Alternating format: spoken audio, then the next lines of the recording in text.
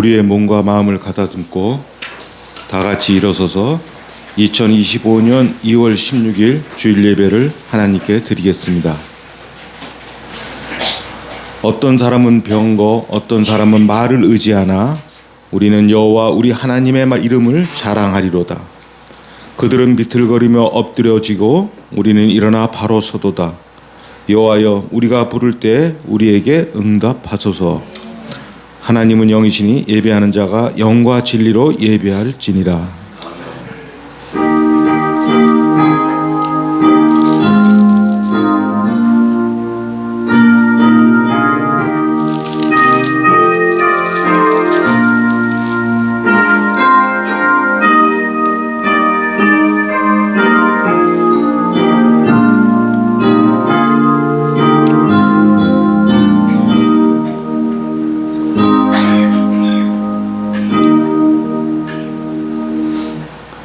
우리의 힘과 능력과 방패가 되시는 하나님 아버지, 온 마음을 다하여 홀로 한 분이신 하나님께 경배를 드립니다.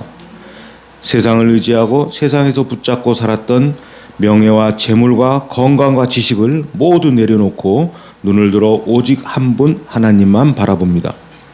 참 마음으로 예배하는 저희들을 받아주셔서 자비로운 자에게 주의 자비를 나타내시며 완전한 자에게는 하나님의 완전하심을 보이시며 가난한 마음으로 주님의 은혜를 구하는 자에게는 진리의 말씀으로 배부르게 먹여 주시옵소서. 모든 영광을 하나님께 올려드립니다. 우리 주 예수 그리스도의 이름으로 기원하옵나이다. 아멘. 함께 찬송가 2장으로 하나님을 찬양하겠습니다.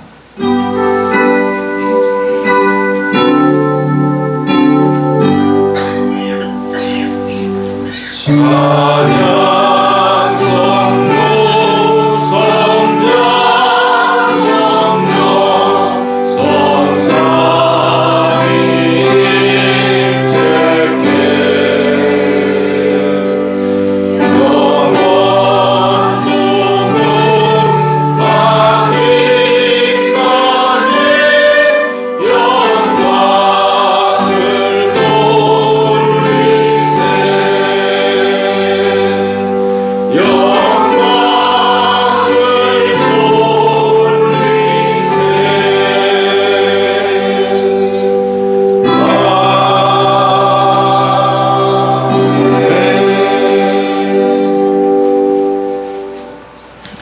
사도신경으로 우리 신앙을 고백하겠습니다.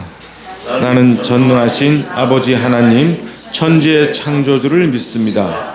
나는 그의 유일하신 아들 우리 주 예수 그리스도를 믿습니다.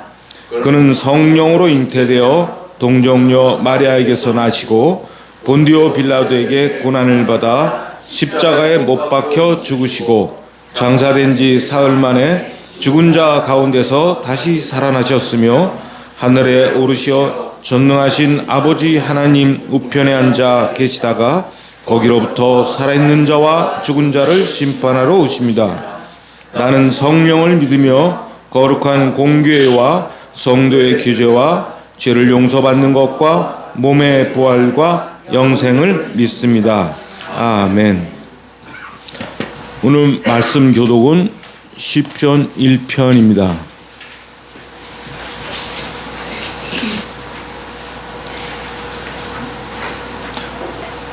복 있는 사람은 악인들의 꾀를 따르지 아니하며 죄인들의 길에 서지 아니하며 오만한 자들의 자리에 앉지 아니하고 오직 여호와의 율법을 즐거워하여 그의 율법을 취하여 묵상하는 자라. 그는 시냇가에 심은 나무가 철을 따라 열매를 맺으며 그 잎사귀가 마르지 아니함 같으니 악인들은 그러지 아니하며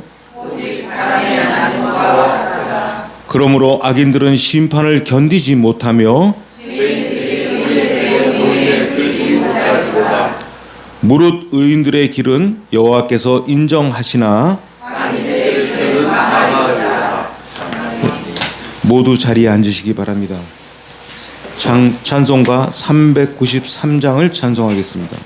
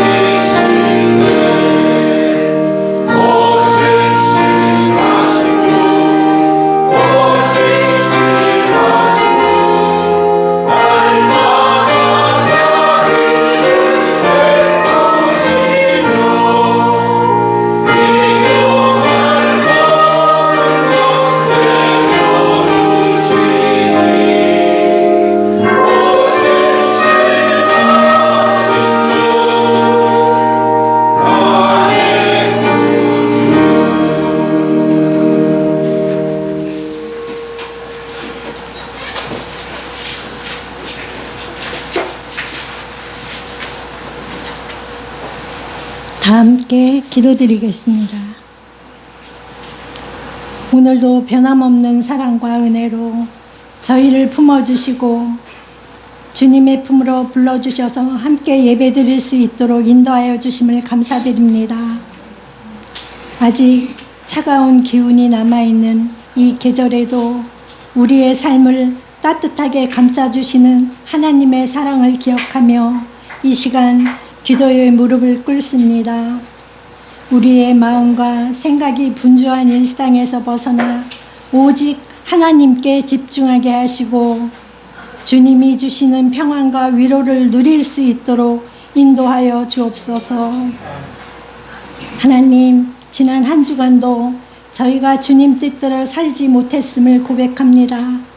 주님 보시기에 합당한 삶을 살아가게 하옵소서. 이 땅 가운데 고통받고 있는 이웃들을 위해 기도합니다.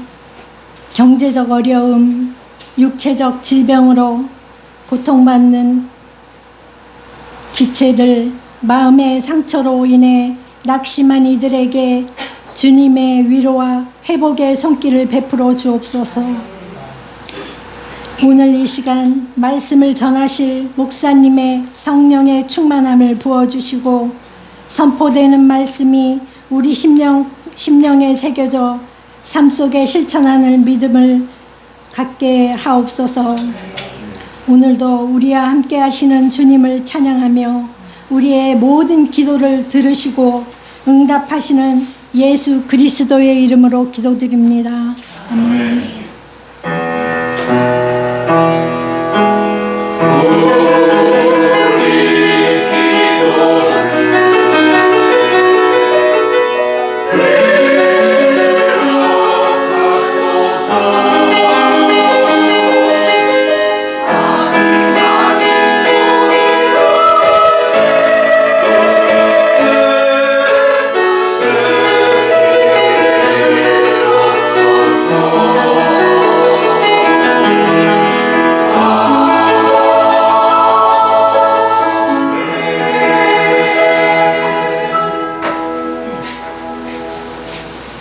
하나님께 봉헌하겠습니다.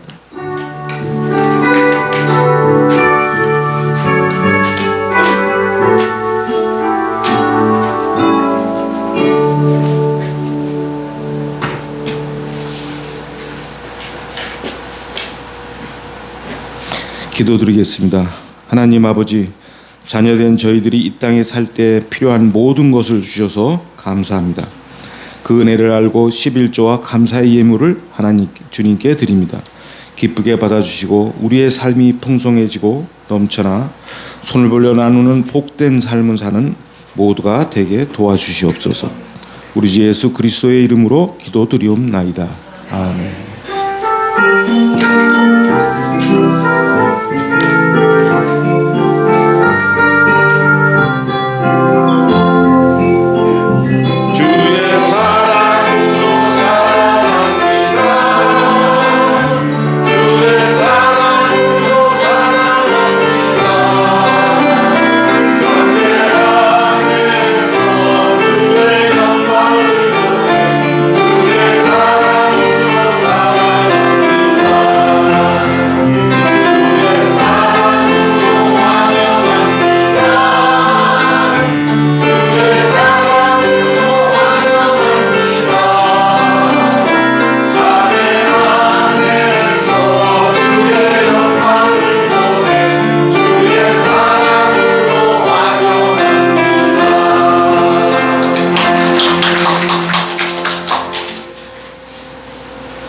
교회 소식 알려드리겠습니다. 2월이 지나면 사순절 절기가 시작됩니다. 교회의 모든 절기는 나를 바라보고 세상을 보던 삶을 하나님께로 눈을 돌리기 위한 계기를 주기 위한 것입니다. 성경을 아무리 많이 읽고 매 순간 기도한다고 하더라도 내가 주인 되어 있다면 하나님의 뜻을 보지 못할 겁니다. 더욱 말씀을 가까이하며 말씀이 내 삶을 인도하시도록 하나님께서 나의 주인, 나의 왕이신 삶을 살아가는 성도들이 됩시다. 찬송가 449장을 찬송하겠습니다.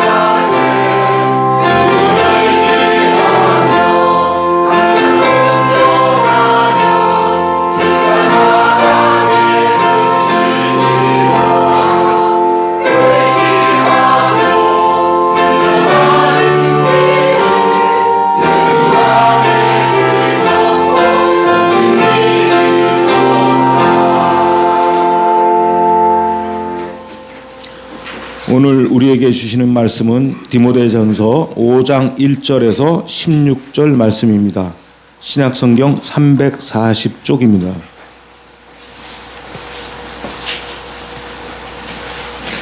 하나님의 말씀을 받들어 읽겠습니다. 경청하시기 바랍니다.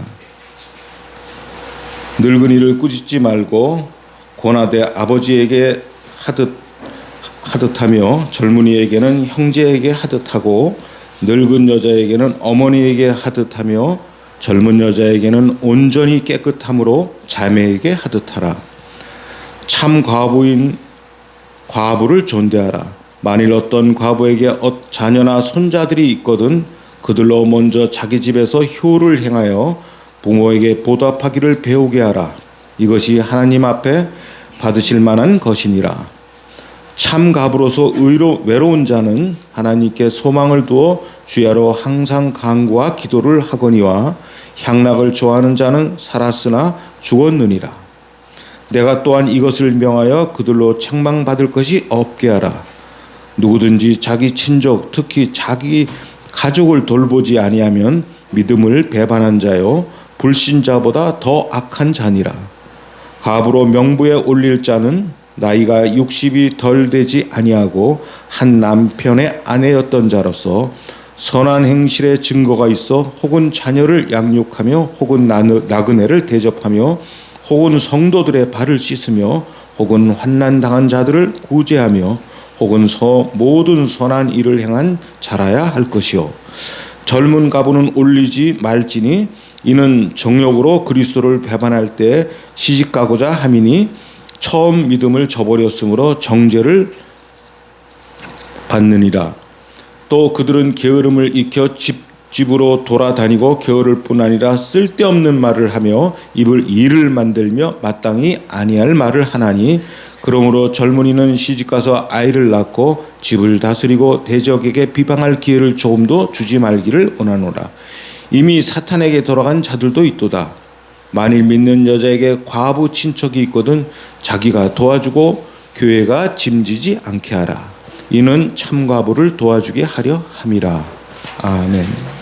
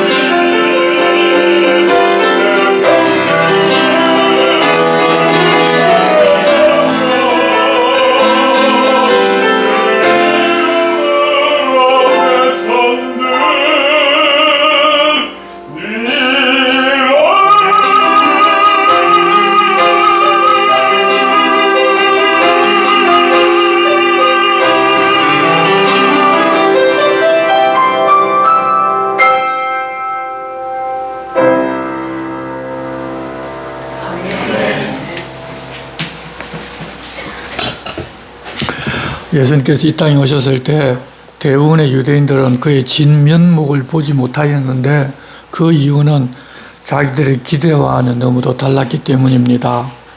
그들은 다윗 왕과 같은 위엄과 힘을 가진 메시아를 기다렸습니다. 그러다 보니 선한 것이나 할 수 없다고 생각했던 나사렛 목수 출신의 예수님은 그들의 기대를 만족시켜 주지를 못했고 결국 그들 대부분은 예수님을 반대하는 쪽에 서고 말았습니다.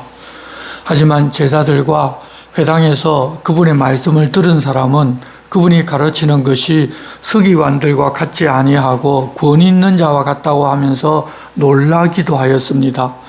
외적인 배경이나 능력을 보는 것이 아니라 하나님 말씀을 어떻게 바르고 정확하게 가르치는가를 보면 예수님의 진면목을 볼 수가 있었다는 것입니다.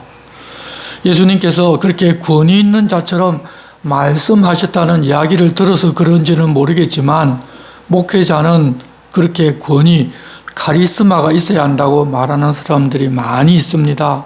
그래서 어떤 교회를 보게 되면 어떤 그 교회 목사가 자기에게 권위가 있는 것처럼 내세우면서 성도들에게 반말하는 것을 자연스럽게 생각하고 또 그 교회 성도들은 그렇게 목회자가 자기에게 반말하는 것을 카리스마라고 생각하고 좋게 받아들여서 순종하는 경우를 많이 보았습니다.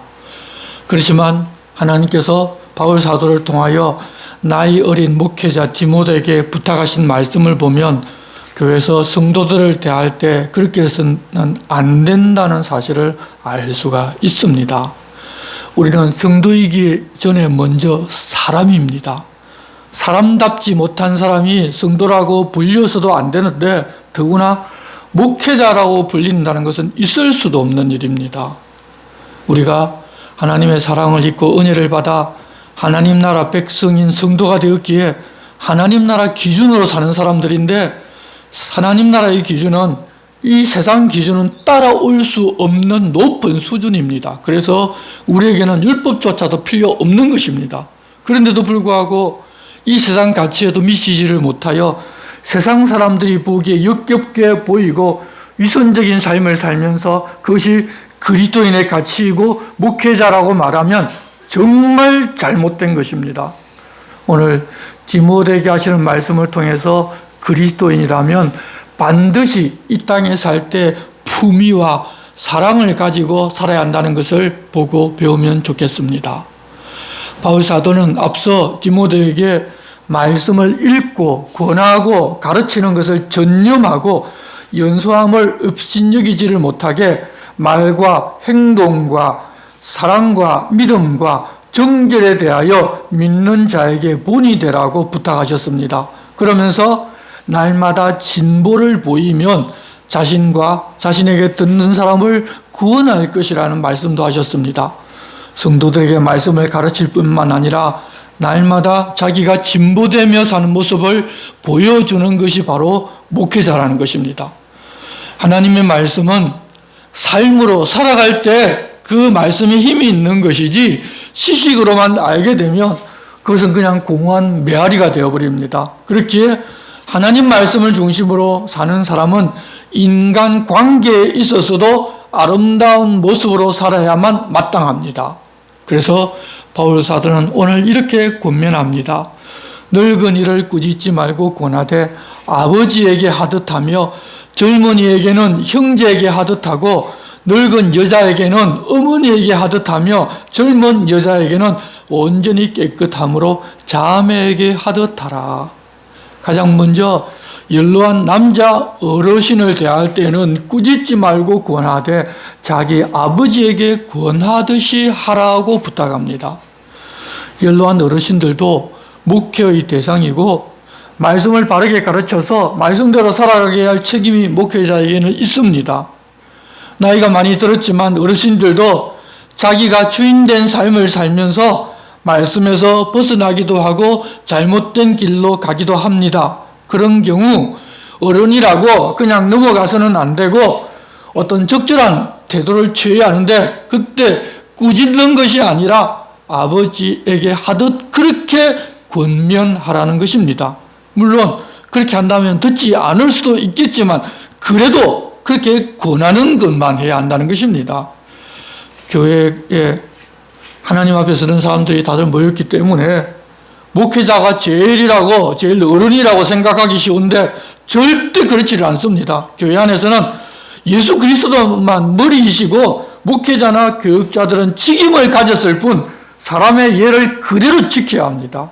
그래서 목회자들은 어르신들 중에 누가 하나님 말씀에 불순종하고 교회 공동체를 허무는 일을 하고 있을 때 그것은 하나님 바라시는 바와 다르다고 그래서는 안 된다고 권면하기는 하지만 목회자라고 내가 하나님을 대신하여 말한다고 하면서 어르신을 꾸중하고 명령하듯이 해서는 안 됩니다.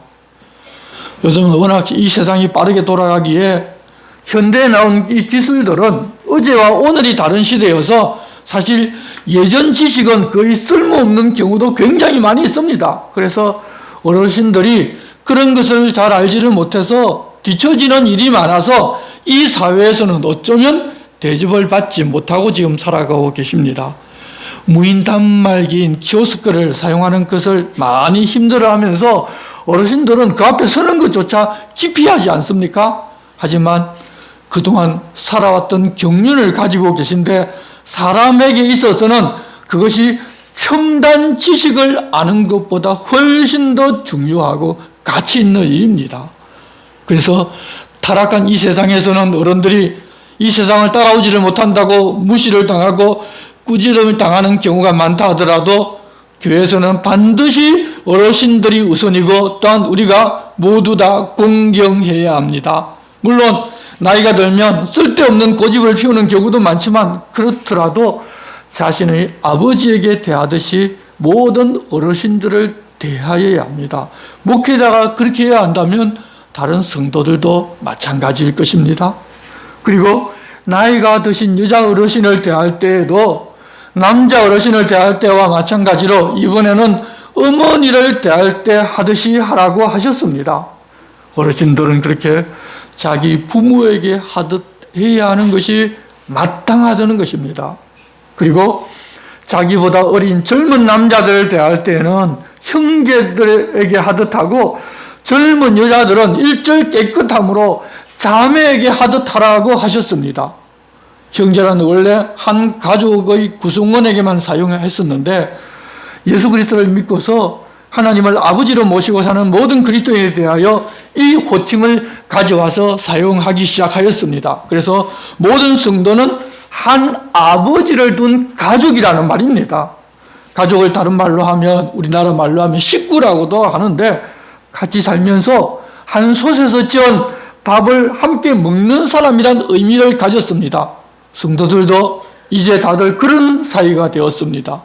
믿기 전까지는 서로 다른 가정에 살면서 삶의 가치나 음식도 먹는 방법이나 만드는 방법이 다 다르게 살았었지만 예수님을 믿음으로 하나님의 집에서 같은 음식을 먹고 같은 가치관을 가지고 함께 사는 사람들이 되었다는 것입니다.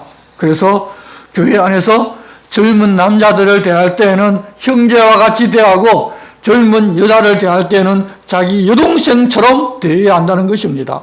또 바울 사도는 젊은 여자에게는 더하여 온전히 깨끗함으로 자매에게 하듯 하라고 하셨습니다. 이 구절은 정절이라고 번역하기도 했는데 성적인 순결뿐만 아니라 몸과 마음 전체에 있어서 하나님의 도덕에 맞게 하나님 받으실 만하게 친여동생처럼 하라는 그런 말씀입니다. 결국 이 모든 내용은 목회자가 성도들 한 분 한 분을 대할 때 자기 집에 사는 가족을 대할 때와 똑같이 하라는 그런 말씀입니다. 교회는 한 가족입니다. 그런데 요즘은 이렇게 목회자가 자기를 가족처럼 대하는 것을 싫어하는 사람들이 많이 있습니다. 개인주의가 강해지고 사회가 그렇게 흘러가다 보니 교회 안에도 그런 면이 점점 더 심해집니다. 하지만 우리가 이후에는 하나님의 집에서 함께 살 사람들입니다. 예수 그리스도를 믿고 우리가 이 땅에서 사는 것은 그때를 미리 살아보는 것이니까 조금 더 마음을 다들 열고 한 가족으로 살기를 힘써야 할 것입니다. 그렇게 기본적으로 각 연령층에 있는 성도들을 어떻게 대할 것인지에 대해 말씀하신 뒤에 이제 3절부터 16절까지는 남편이 먼저 세상을 떠나 혼자 되어 살고 있는 여자 성도들에 대하여 교회가 어떻게 할 것인지에 대한 교훈을 주십니다. 이 당시는 로마 평화 시기이지만 로마 영토 확장 전쟁의 여파가 여전히 남아 있었고, 이 평화 시기임에도 불구하고 속주의 반란과 국경에서는 소소한 분쟁이 계속 있었기 때문에 전쟁에 나간 남자들이 죽고 노년의 여자 혼자 사는 경우가 지금보다 훨씬 더 많았습니다.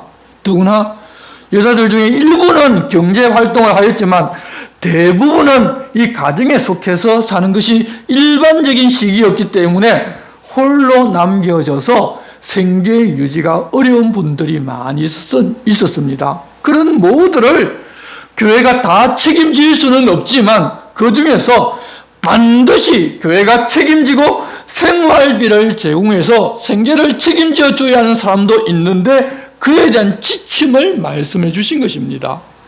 3절 말씀입니다. 참 과부인 과부를 존대하라.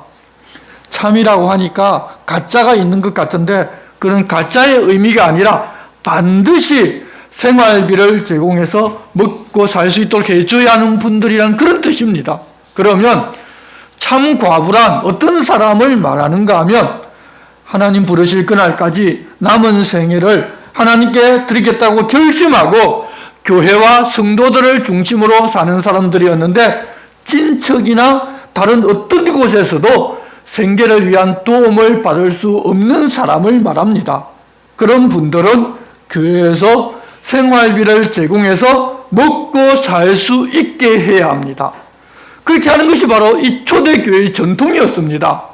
집사제도가 생긴 이유가 바로 이런 구제가 한쪽으로 쏠려서 생겼듯이 교회는 언제나 그런 사람들을 외면해서는 안 되고 존경하는 마음으로 늘 대접하면서 살아야 합니다. 그렇게 홀로 되어 여생을 이제 주님을 위해 살겠다고 결단하고 교회와 교회 공동체를 위하여 헌신하지만 그렇다고 그러는 사람 모두가 다 교회의 구세 대상은 아니었습니다. 4절 말씀입니다. 만일 어떤 과부에게 자녀나 손자들이 있거든 그들로 먼저 자기 집에서 효를 행하여 부모에게 보답하기를 배우게 하라. 이것이 하나님 앞에 받으실 만한 것이니라. 과부가 된 여인에게 자녀들이나 혹 손주가 있을 경우에는 그들이 효를 행하여 봉양을 하는 것이 가장 먼저라는 것입니다. 그렇게 함으로써 부모에게 보답하기를 배워야 하는데 그렇게 하는 것이 하나님 앞에서 하나님께서 받으실 만한 것이기 때문입니다. 여러분, 부모에게 효도하는 것은 보답의 약속이 있는 첫째 계명입니다.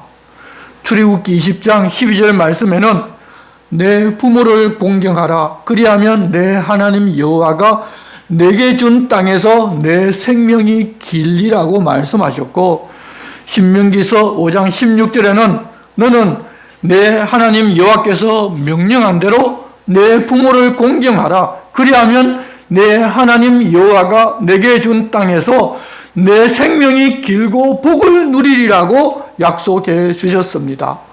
그리고 신약 에베소서 6장 1절에서 3절 말씀은 자녀들아 주 안에서 너희 부모에게 순종하라. 이것이 옳으니라. 내 아버지와 어머니를 공경하라. 이것이 약속이 있는 첫 계명이니 이로써 내가 잘되고 땅에서 장수하리라고 하셨습니다.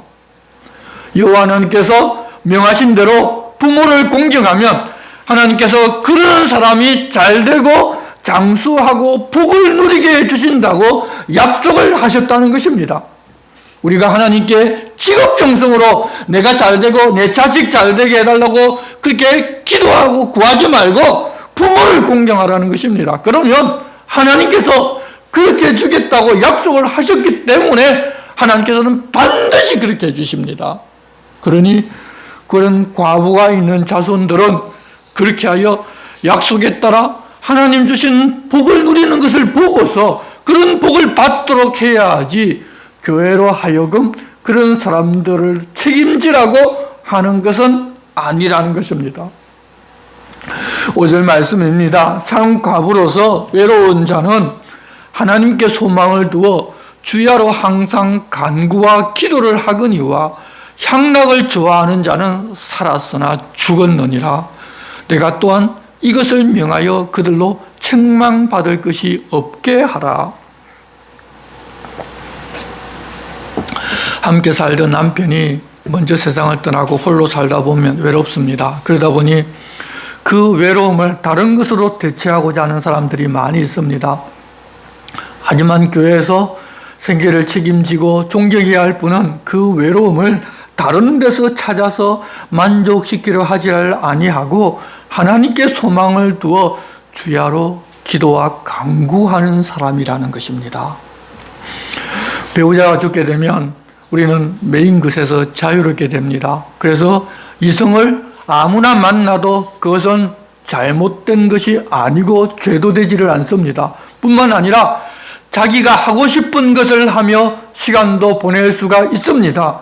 당시에 어떤 사람들은 매춘을 해서 먹고 사는 사람들도 있었습니다. 하지만 자유롭다고 해서 그렇게 해서 돈을 벌거나 향락을 즐기는 사람이 되면 살았지만 죽은 사람이라는 것입니다. 그런 사람이 교회에 나오기도 하겠지만 그 마음이 하나님께 있지를 아니하고 그런 곳에 가 있다는 것입니다.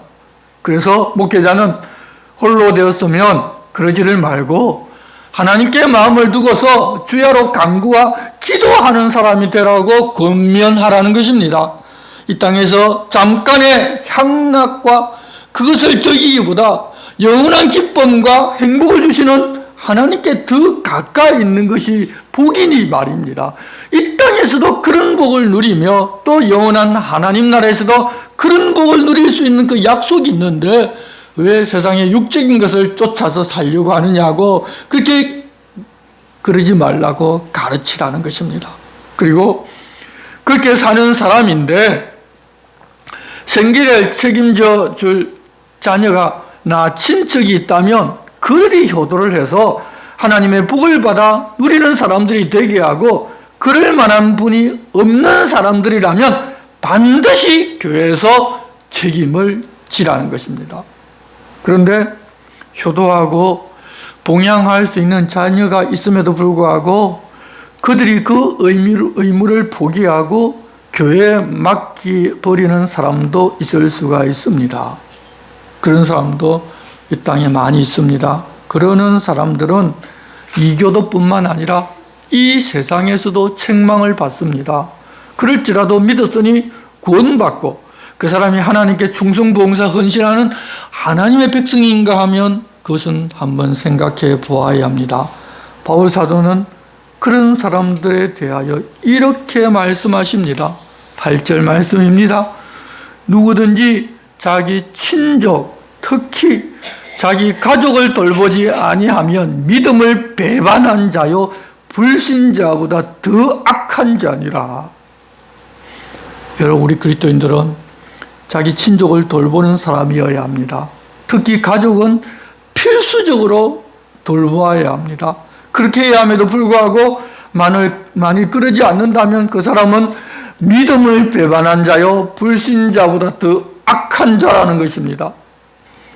대부분의 불신자들도 기본적인 인간 도리로 부모를 공경합니다. 사실 믿는 사람들보다 더 잘하는 사람들도 많이 있습니다.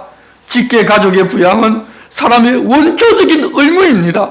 그런데 믿는다고 하면서 그것을 배반하는 것은 하나님의 공의로운 심판에서 절대 자유로울 수가 없습니다. 하나님을 우리가 마음에 품고 살면 절대 그럴 수가 없다는 것입니다. 혹 믿는다고 교회에 나와서 정말 열심으로 헌신 봉사하면서도 그러는 사람이 있다면 그 사람은 하나님이 주인이 아니라 자기가 자기 주인의 삶을 사는 사람이고 더 나아가서는 불신자보다 더 악하다고 하나님의 심판을 면할 수 없다고 말씀하셨다는 것을 기억해야 합니다. 주여라고 부르면서 하나님께 생사를 걸고 기도해도 하나님께서 그 기도 받지를 않으십니다. 여러분, 어른들을 모시고 살고 어른들에게 효도하고 봉양하려면 마음 아픈 일이 있더라도 그 모든 것들을 하나님 앞에 내려놓고 자신이 할 일은 해야 하나님께서 약속하신 복을 받을 수가 있습니다. 여러분, 어렵고 힘들더라도 그 일을 잘 감당하시기를 바랍니다. 그렇게 말씀하고서 이제 교회에서 어떤 기준으로 그렇게 과부의 명부에 사람의 이름을 올릴 것인가를 알려주십니다. 그렇게 명부에 올리고 그들에게 생활비를 지급하고 남자들이 하기 어려운 교회에서의 일들을 그들에게 맡겨서 감당하게 하였습니다. 9절 말씀입니다. 과부로 명부에 올릴 자는 나이가 60이 덜 되지 아니하고 한 남편의 아내였던 자로서 명부에 올릴 첫 번째 조건은 60세가 반드시 넘어야 합니다. 60세가 넘게 되면 새로운 일을 찾기도 쉽지를 않고 재혼하기도 쉽지 않습니다. 그 반면에 경험이 풍부하기 때문에 다른 사람을 깊은 애정으로 돌보고 다른 사람을 위로하고 건면할 수가 있습니다. 그리고 두 번째 조건은 한 남편의 아내였던 자입니다. 재혼을 했으면 안 된다는 그런 이야기가 아니라 결혼하는 생활 중에 다른 남자가 있었으면 안 된다는 이야기입니다. 혼인의 정절을 지키고 살았던 사람이라는 말입니다. 그리고 세 번째 조건은 선한 행실의 증거가 있어야 합니다. 선한 행실의 예로서 혹은 자녀를 양육하며 혹은 나그네를 대접하며 혹은 성도들의 발을 씻으며 혹은 환난 당한 자들을 구제하며 혹은 모든 선한 일을 행한 자라야 할 것이요. 여기서 나이란 모든 것을 다 잘하는 사람이 아니라 적어도 여기서 예시한 한 가지는 잘했던 사람이어야 그 사람을 명부에 올리고 그 사람을 대접하고 생활비를 죽을 때까지 교회에서 제공해 줘야 할 책임이 있다는 것입니다. 그런데 우리가 보면 여기서 지금 예를 들어 말씀한 그런 일을 잘하는 분이 교회에 계시면 정말 그 교회는 보배를 가진 것입니다. 그런 분들은 교회에서 어떤 일이 있으면 나서서 그 모든 일을 다 잘 처리합니다.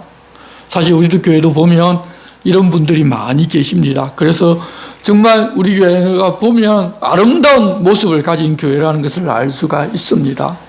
그런데 문제는 요즘은 대부분의 교회에서 젊은 사람들이 이런 일을 하고자 하는 분들이 정말 드물고 그냥 예배만 참석하면 내 할 일 다 했다는 식이어서 가르쳐도 되지를 않는다고 하면서 앞으로 교회가 어떻게 될지 좀 답답하다고 다들 이야기를 많이 하십니다. 여러분, 이 세상이 마지막 때로 가면서 이렇게 성도들이 해야 할 일도 안 하는 시대가 되어가는 것이 믿는 자가 없어지는 한 과정입니다. 우리는 내가 원하는 일, 힘들지 않고 내 이름을 낼 수 있는 일보다 교회가 해야 할 일을 하여서 교회와 하나님께서 영광 받으시는 일을 하는 것이 중요하다는 것을 알고 그런 일에서 뒤로 빠지는 사람이 되어서는 안 될 것입니다. 교회는 섬기는 곳이지 섬김을 받는 곳이 아닙니다. 예수님이 우리를 위하여 자신의 몸을 버려서 그렇게 우리를 섬겨주셨는데 우리는 교회 안에서 섬김을 받으려 한다면 죄송하지만 그분은 예수님을 뒤따르는 사람이 아니라 예수님을 이용하고자 하는 사람에 불과합니다. 그런 신앙생활을 해서는 안 될 것입니다. 그렇게 명부에 올릴 사람에 대하여 말씀하신 후에 이제는 명부에 올려서는 안 되는 사람은 어떤 사람인지를 이어 명확하게 우리에게 알려주십니다. 11절입니다. 젊은 과부는 올리지 말지니 이는 정욕으로 그리스도를 배반할 때 시집가고자 함이니 첫 믿음을 저버렸으므로 정죄를 받느니라. 60세 이하의 젊은 과부 중에 어떤 이는 남편이 죽고서 자기를 교회에 메어두고서 하나님께만 소망을 두면서 살겠다고 결단할 수도 있지만, 그러다가 좋은 남자가 눈에 보이면 그렇게 자원해서 교회 충성 봉사하기로 약속했던 것을 뒤로 하고 남자를 따라가 버린다는 것입니다.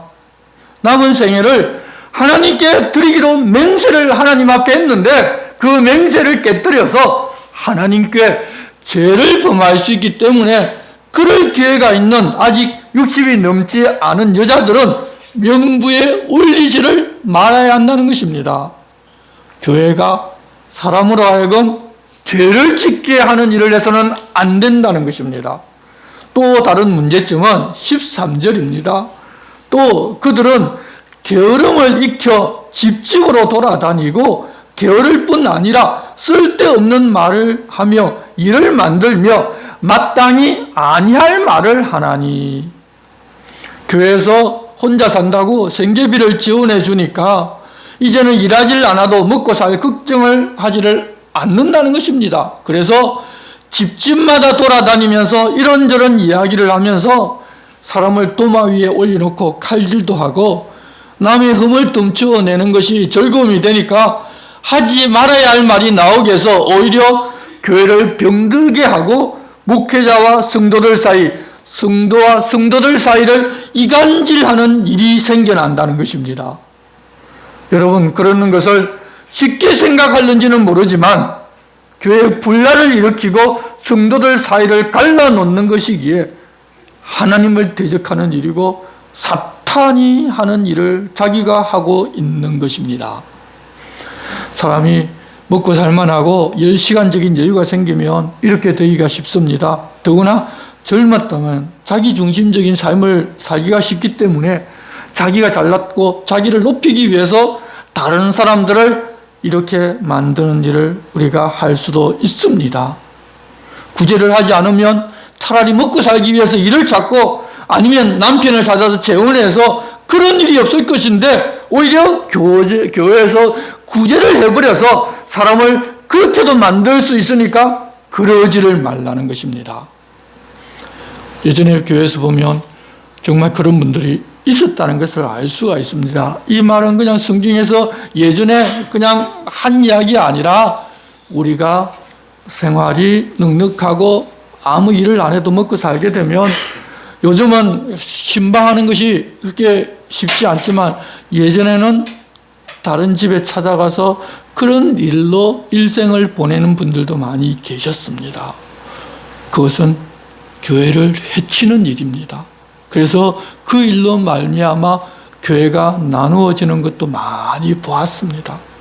그래서는 안 될 것입니다. 그렇기 때문에 아직 젊었는데 홀로 되었다면 14절입니다. 그러므로 젊은이는 시집가서 아이를 낳고 집을 다스리고 대적에게 비방할 기회를 조금도 주지 말기를 원하노라. 이미 사탄에게 돌아간 자들도 있도다. 여러분, 사탄의 좋아할 일을 하지 않는 것이 더 나은 일이지 않겠습니까? 사람을 돕는다고 하면서 사탄의 일을 하도록 만드는 것은 교회도 잘못하는 일이고 그 사람도 하나님을 배신하게 만드는 일이 되어버리니 안함만 못합니다. 당시에도 이미 사탄에게로 돌아선 예가 있다고 말씀하십니다. 성도 여러분, 우리는 우리 생각에 좋은 것이 아닙니다. 하나님께 영광이 되는지 모든 일을 우리는 다 따져보아야 합니다. 이후에 어떤 일이 있을지도 생각해 보아야 합니다. 홀로 된 여인이 젊었더라도 일신적인 것이 아니라 계속적으로 구제비를 지원하는 것은 어떻게 보면 어렵고 힘들게 살기 때문에 좋다고 생각되겠지만 이런 결과가 나타날 수가 있다면 정말 조심해서 해야 할 것입니다. 감정에 휘둘려서 교회가 그러지 않으면 잘못된 것 아니냐고 생각하고 자기를 고집하지 마시고 언제나 우리 주님이 어떻게 말씀하셨는지를 생각하고 말하는 우리들이 되어야 할 것입니다. 16절은 다시 친족의 도리를 생각하여 여신도라고 할지라도 친족 중에 도와야 할 사람이 있다면 교회 재정으로 하려 하지 말고 자신이 도우라고 말씀하십니다. 만일 믿는 여자에게 과부 친척이 있거든 자기가 도와주고 교회가 짐지지 않게 하라. 이는 참 과부를 도와주게 하려 함이라. 교회가 도와준다고 하니까 자기가 도와줘야 하는 우선순위에 있음에도 불구하고 자기는 도우지를 아니하고 교회가 도와주게 만들지를 말라는 것입니다. 그래야 교회가 정말 아무 의지할 데가 없는 진짜 어렵고 힘든 중에서 하나님만을 바라보고 사는 그런 분들을 도울 수가 있지 않겠습니까? 우리 그리스도인들은 마지못해서 하는 사람들이 아니라 자의적으로 내가 먼저 해야 할 일이 무엇인지를 알고 실천하는 사람들입니다. 하나님의 사랑을 우리가 받았기 때문에 우리가 하나님을 사랑한다면 하나님이 원하시는 것은 내가 우선적으로 해야 할 일이 무엇인지를 성령께서 우리에게 깨닫게 해주십니다. 그렇게 내가 우선해야 할 일이 있는데 다 제쳐두고서 교회로 하여금 책임지게 하면 경제적으로 내게 조금 유익이 있겠지만 그러나 하나님께서는 우리 마음, 우리 내면의 깊은 곳을 다 보고 계시는데 그러면서도 하나님 복을 받겠다고 생각하는 것은 하나님을 속이는 것입니다. 하나님 절대 속지를 않으십니다. 이제는 우리가 그러지를 말아야 할 것입니다.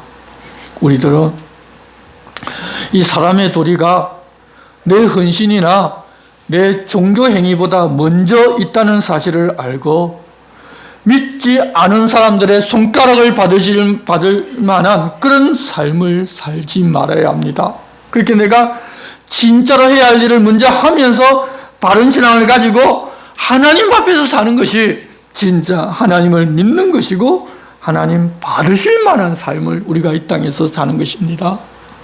여러분 그렇게 살고자 할 때 사실 좀 힘들기도 할 것입니다.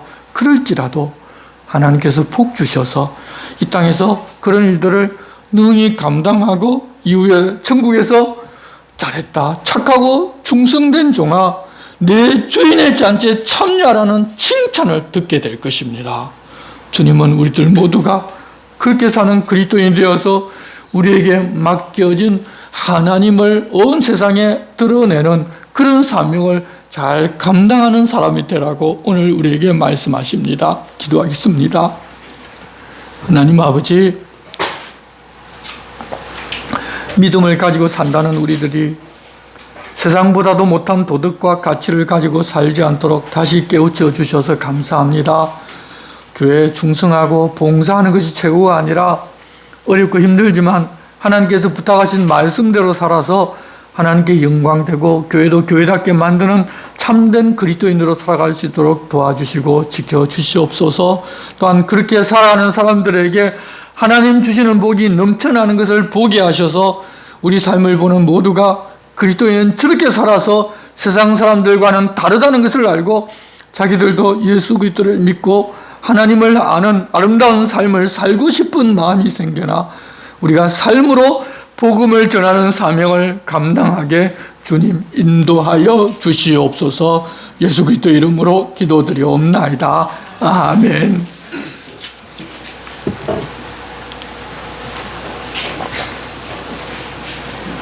다 같이 일어서서 찬송가 53장을 찬송하겠습니다. 오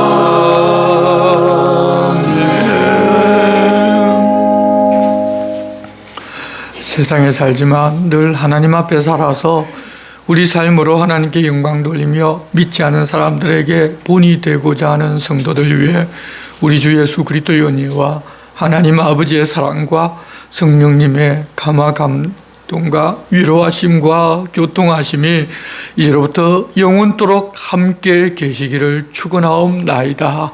아멘.